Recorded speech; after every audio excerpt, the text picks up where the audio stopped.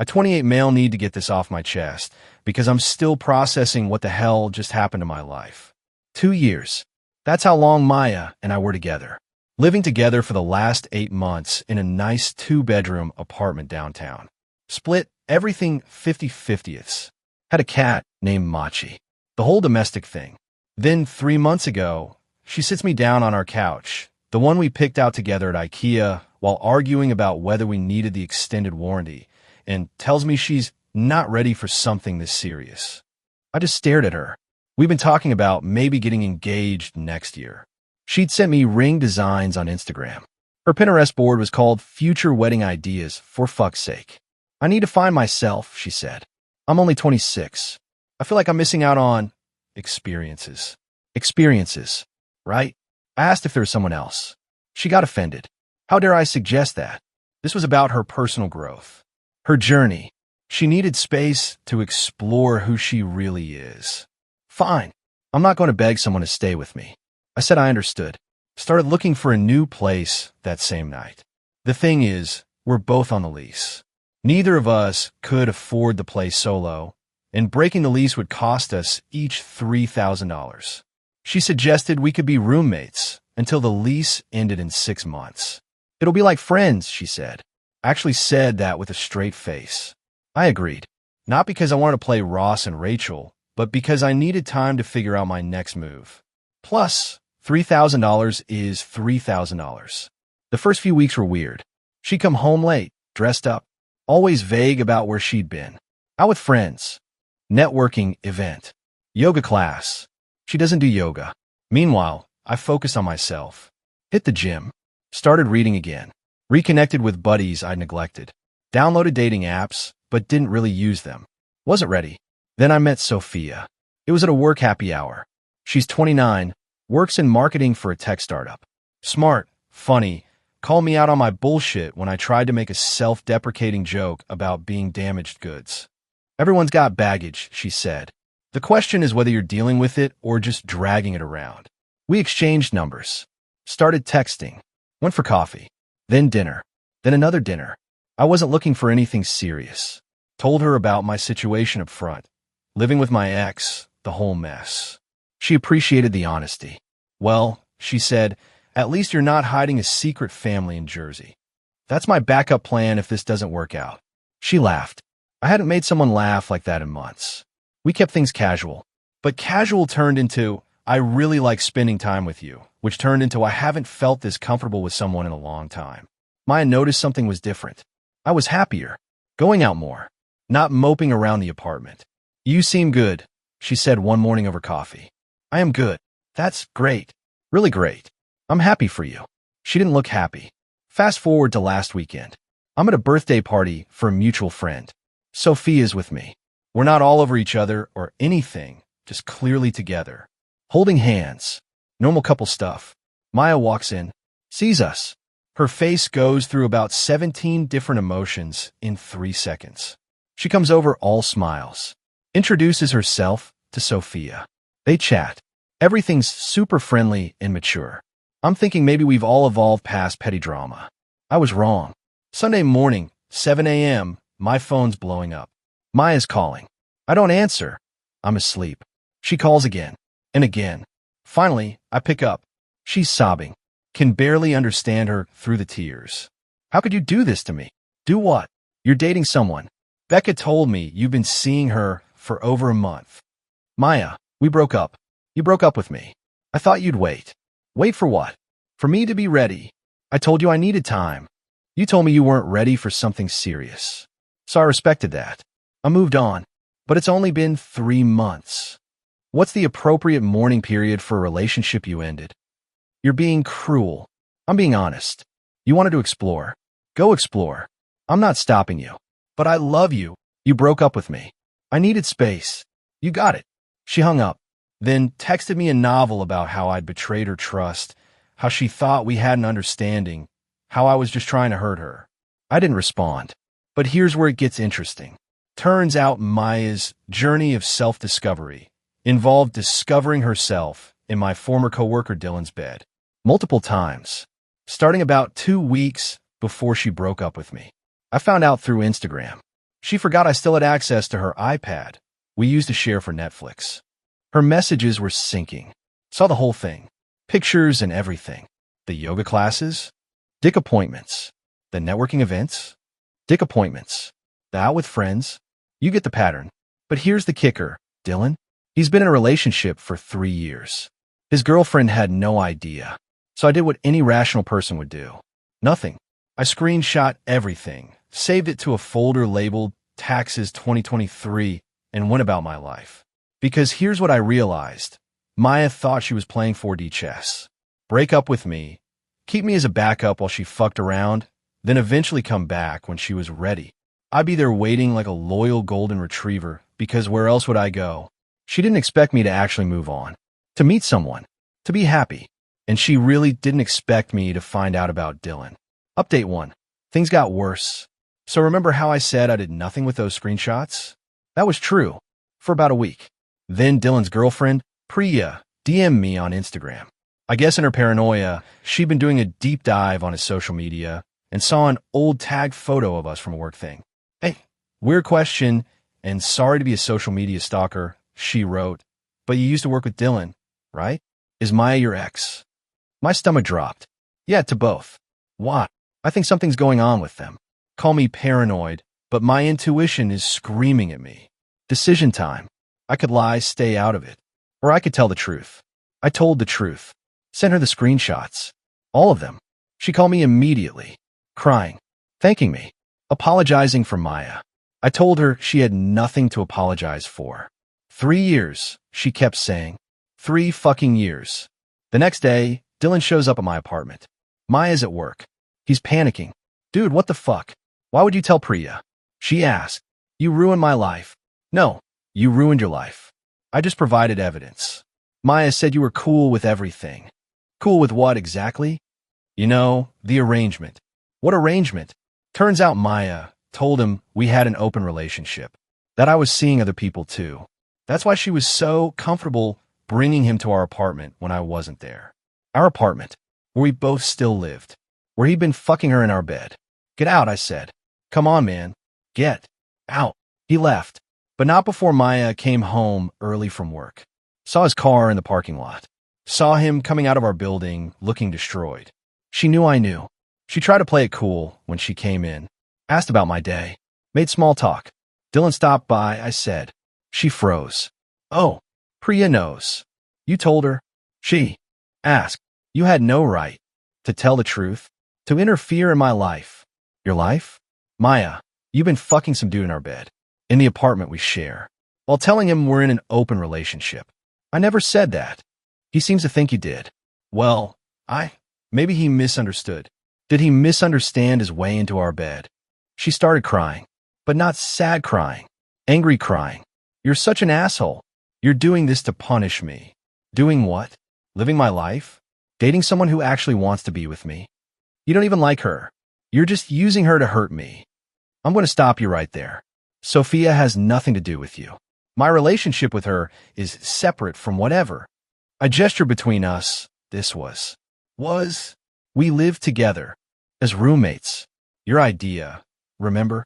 She stormed off to her room. Slammed the door. I heard her on the phone, probably with Dylan. Or maybe some other guy.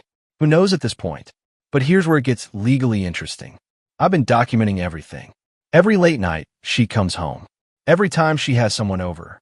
Every violation of our roommate agreement. Yeah, we have a roommate agreement.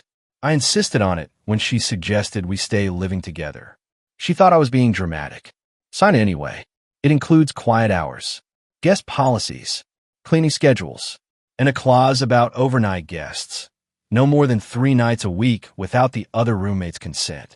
She's been violating it consistently. I haven't said anything. Just documenting. Time-stamped photos. Audio recordings, it's single-party consent in our state, I checked. Building a file for the property manager. Why? Because I found a loophole in our lease. If one tenant can prove the other is violating the lease terms or creating a hostile living environment, they can petition to have the other person removed without breaking the lease. It's a long shot. Requires documentation. Evidence. Proof of pattern behavior. Good thing I've been keeping receipts. Update 2. The lease situation exploded.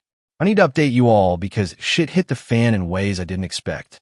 So after the Dylan incident, Maya went scorched earth. Started bringing random dudes home every night. Like a different guy each time. Making sure I knew it too. Loud music, louder activities, leaving the living room a mess. I kept documenting. Kept my mouth shut. Kept seeing Sophia, who was surprisingly understanding about the whole circus. Your ex is really going through something, she said after Maya accidentally walked into the living room in lingerie while we were watching a movie. Yeah, something called consequences. 2 weeks ago, I filed the petition with our property management company. Hostile living environment, lease violations, the whole 9 yards. Had 47 pages of documentation. Photos, timestamps, links to the audio files of her and her guests at 3 a.m. on weeknights.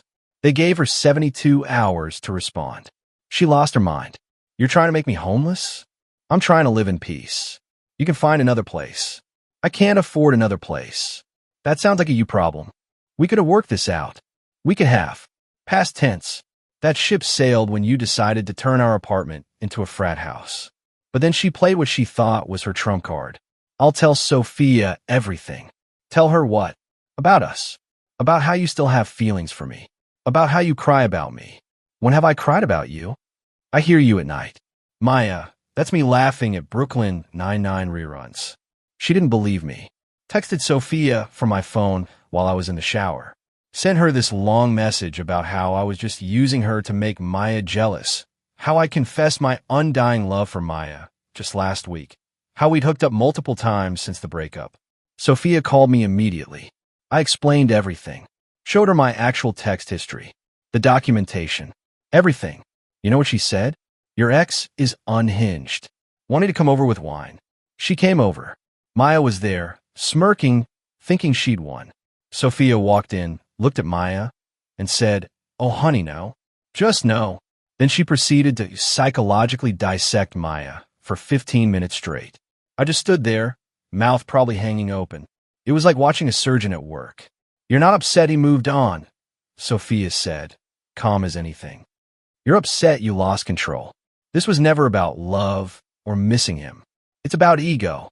You thought you could keep him as a backup while you played the field, and now you're throwing a tantrum because he didn't follow your script. Maya, try to interrupt. Sophia held up a hand. I'm not done. You know what your problem is? You think you're the main character in everyone else's story. But here's the truth. In his story, you're just the ex who couldn't handle her choices. And in my story, you're barely a footnote. Maya looked at me, desperate. Are you going to let her talk to me like that? She's not wrong. Maya grabbed her purse and left. Came back an hour later with her brother and his pickup truck. Started moving out that night.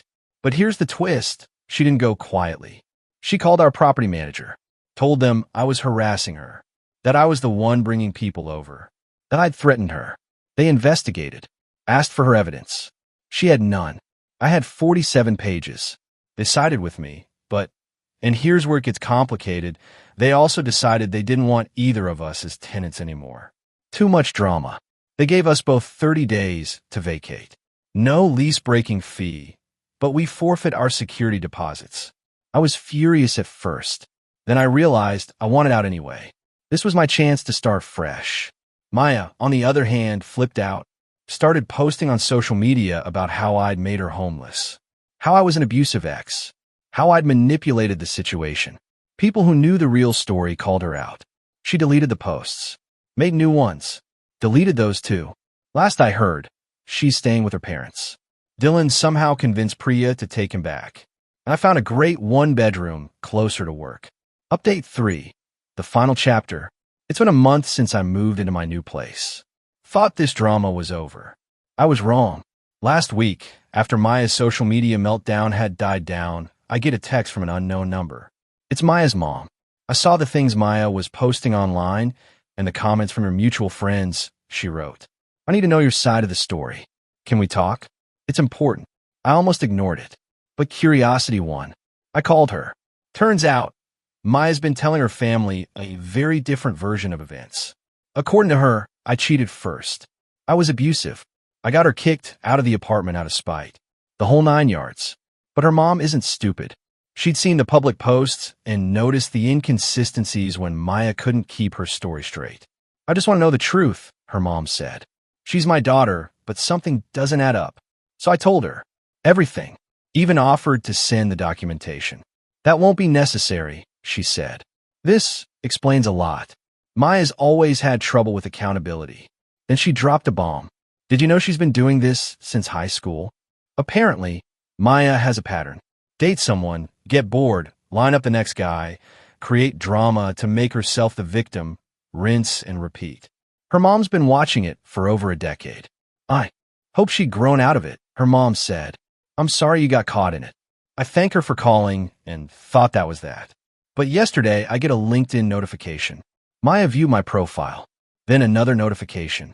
She viewed it again and again, 7 times in one day. Then came an email. Subject line, can we talk? I almost deleted it, but I read it. She misses me. She made a mistake. She's been in therapy for 2 weeks. She's changed. She realizes now what we had was special. She wants to meet for coffee, to apologize properly, to see if maybe, possibly, we could try again. Oh, and she mentioned she saw I was still with that girl, but that she respected my choices and just wanted closure. I forwarded the email to Sophia. Her response? The audacity is almost impressive. Almost. I haven't responded to Maya. Don't plan to. There's nothing to say. But this morning, I woke up to 17 missed calls. All from Maya. And a text. I saw you read my email. The least you could do is respond. I know you're home. Your car is in your parking spot. She knows where I live. She's been driving by my new place. Another text. I'm not stalking you. I was in the neighborhood. Then, can you just tell me if you're happy? I need to know. Then, I'm sorry. Ignore those texts. I'm just having a hard time. Then, actually no. I deserve a response. We were together for 2 years. Then, fine. Be with your rebound. She'll never love you like I did. I blocked her number, but she called from her work phone, left a voicemail about how blocking her was immature and proved I still had feelings. Sophia suggested I get a restraining order. I'm considering it. But the craziest part? Last night, I went for a beer at this place near my old office. And of all the gin joints in all the towns, I run into Dylan, sitting at the bar alone. He apologized for everything. Bought me a beer. We actually talked. Turns out, Maya pulled the same shit with him. Told him Priya was controlling. That their relationship was basically over. That he deserved better. She had me convinced I was in a toxic relationship, he said. Meanwhile, she was the toxic one. He and Priya are in couples counseling. Working through it. Good luck to them, I guess. Not my circus, not my monkeys. He seems genuinely remorseful. For what it's worth, he said, you dodged a bullet. I know. No, man. You don't. After you exposed everything, other guys started coming forward. She was juggling like 4 of us. Had a whole rotation. Different story for each guy. For guys. While living with me. While telling me she loved me that morning in the kitchen. I went home and looked at old photos of us. Tried to see the red flags I missed. They were there. The way she'd guard her phone. The sudden new interests that would disappear just as quickly. The friends she'd mentioned once and never again. Sophia found me going through them. You okay? Yeah, just processing. It's okay to mourn the relationship you thought you had. I don't think I'm mourning. I think I'm just amazed. How'd I not see it? Because you're not a manipulative person. You don't think like that. It's not a weakness. It's actually pretty nice. She's right. I'd rather be someone who trusts too much than someone who can't trust at all. This morning, I got one final email from Maya. Different email address. Subject: the truth. In it, she admitted to everything. The cheating, the lies, the manipulation. But she framed it as her being afraid of vulnerability and self-sabotaging because she loved me too much. She ended with, I know you'll never forgive me, but I need you to know that what we had was real. At least for me. I didn't respond, but I did forward it to her mom, who had asked me to let her know if Maya reached out again. Her mom's response was short. We're getting her help. I'm so sorry. So that's where things stand. I'm in my new place. Still with Sophia, who's been incredible through all this. Maya's hopefully getting the help she needs. And I'm just living my life. It's quieter now. Calmer. I can watch Brooklyn Nine-Nine without someone accusing me of using it as emotional warfare. The trust issues will take time to work through. The paranoia every time Sophia's phone buzzes. The reflex to check her story against reality. But I'm working on it. We both are. Because here's what I learned. When someone tells you they're not ready for something serious, believe them, even if they don't believe it themselves. And when someone shows you who they really are, believe that too. The first time, not the 17th. Edit. Since some of you asked, yes, Machi the cat is with me. Maya tried to claim she bought all his stuff, but I had the receipts. Literally. He's currently sleeping on my keyboard as I type this.